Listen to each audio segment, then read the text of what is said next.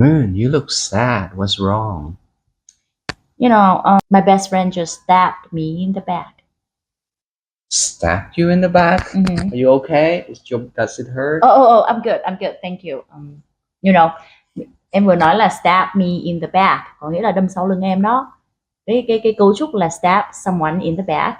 Stab là đâm á, đâm ai sau lưng đó, chứ không phải là đâm theo nghĩa đen xì anh ơi. Okay, stab. Yeah. Specifically, she bad-mouthed me. Cái từ bad-mouth có nghĩa là nói xấu.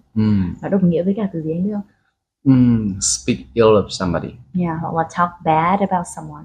Thường sẽ là behind their back. Ví dụ như là he often talks bad about me behind my back. Nói xấu thì đương nhiên là xấu sau lưng rồi, đúng không các bạn? Ít ai nói xấu trước mặt lắm. Nói xấu trước mặt không phải là nói xấu. Đó. Còn có một cái cách diễn đạt khác là từ think ill of somebody. Có nghĩa là nghĩ xấu về ai. Okay. Do you often think ill of others?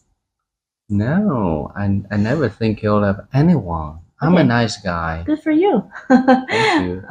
All right, thank you for watching. I'll see you later. Bye-bye. Bye.